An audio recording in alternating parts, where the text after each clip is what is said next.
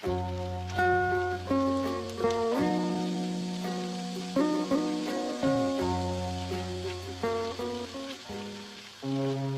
যে বৌমা, বেলা কম হলো নাকি? দুপুর যে হয়ে এলো, অথচ তোমার রান্না শেষ হওয়ার তো দেখছি কোনো নামগন্ধই নেই।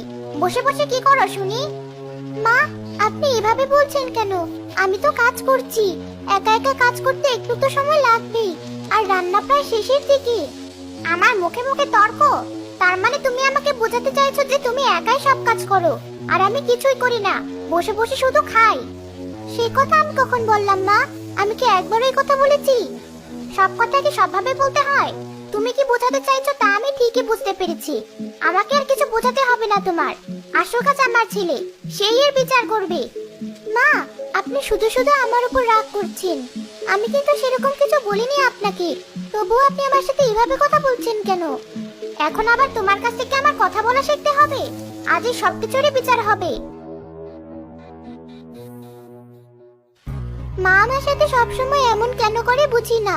আমি তো সব কাজ সময় মতো করার চেষ্টা করি, তবু একটু দেরি হলে বা একটু খারাপ হলে মা আমার সাথে এমন করে। আমি কি করলে আমার শাশুড়ি আমাকে নিজের মেয়ের মতো ভালোবাসবে?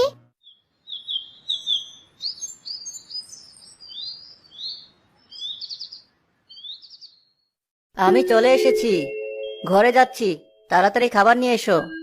আপনি ঘরে গিয়ে বসুন, আমি নিয়ে আসছি।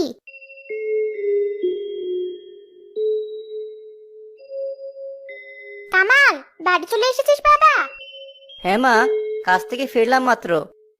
এবার একটু আমার ঘরে আয় দেখি, তোর সাথে আমার দরকারি কথা আছে।